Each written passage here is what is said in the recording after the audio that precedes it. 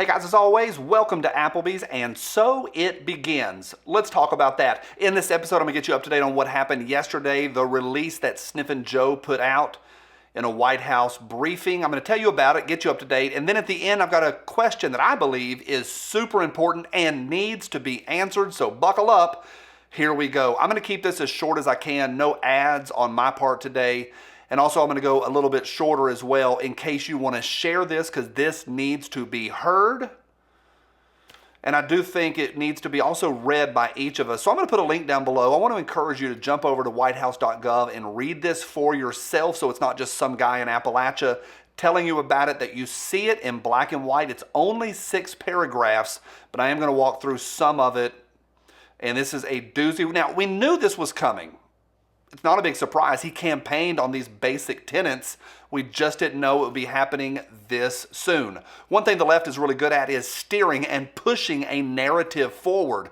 When you read this press release, feel your heartstrings. They're trying to tug on them and pull on them, and they are setting up a thing called cognitive dissonance, talking about something awful, like the tragedy that took place several years ago in Florida. You get cognitive dissonance. You want to assuage or pull those feelings away, or get those feelings somehow just get them out of your noggin. So what do? Well, in the last paragraph, which I'm about to read you, Sniffin' Joe, he gives you a way to make all of that go away and to move into a brighter, safer future. My first question is, who actually wrote this? Because we do know this man is in severe cognitive decline. That is not arguable. That is verifiable. Cognitive decline, yet pushing reforms like this. And I want to know who actually wrote this. It's from his administration, but there's a lot of questions that need to be answered. Again, it's only 6 paragraphs. I'm going to read you, if you'll bear with me, the last one. And I quote, "This administration will not wait for the next mass shooting to heed that call. We will take action to end our epidemic of gun violence and make our schools and communities safer. Today, I'm calling on Congress to enact common sense gun law reforms, including requiring background checks on all gun sales, banning assault weapons and high-capacity magazines, and eliminating immunity for gun manufacturers who knowingly put weapons of war on our streets. We owe it to all those we've lost and to all those left behind to grieve, to make a change. The time to act is now." Again, you can see an emotional argument being set up, and then the words common sense. You can't argue against common sense. It's so common. I want to go through a few of these points. Make communities safer. I want to say unequivocally, they don't care about children. They don't care about safety. If they cared about children, why are they not talking about Monsanto, high fructose corn syrup, and early onset diabetes? If they cared about children, that's what they would be talking about. But they don't. They won't take on big ag, won't touch that. It's a false narrative, and this entire conversation is built up with a bunch of nonsense. End the epidemic. I don't do a lot of stats on here. I want to encourage you, those of y'all that enjoy doing research, jump on DuckDuckGo. Look at the epidemic for yourself. It's not there. That one is not verifiable by any metric. You can't. Background checks, we already have them. And then we get to the words common sense. Who can argue against that? And then he wants to ban 2 things: assault weapons and high-cap mags. Now, one, assault weapons, they don't exist. Like, you can't go get those on the street.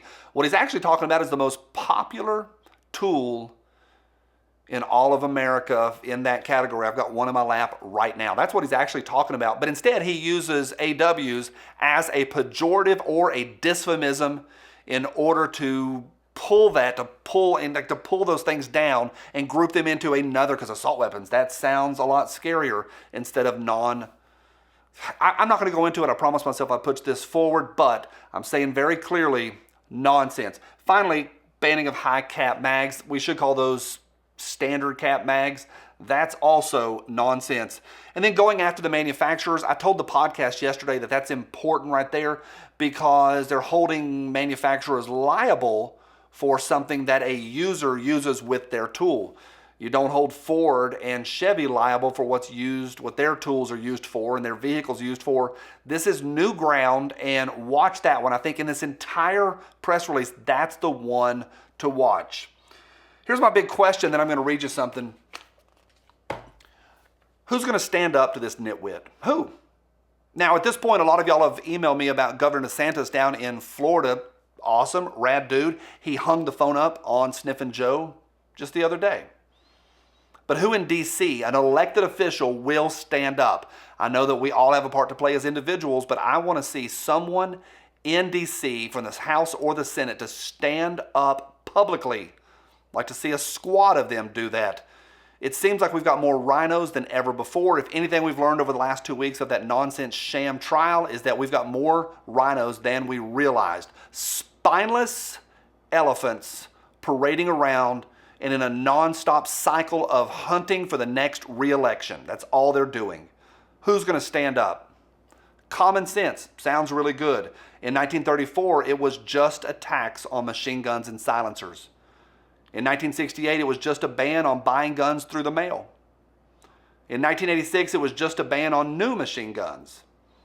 In 1989, it was just a ban on importing non-sporting rifles.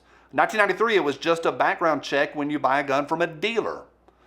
94, it was just a common sense temporary ban on extra scary ones.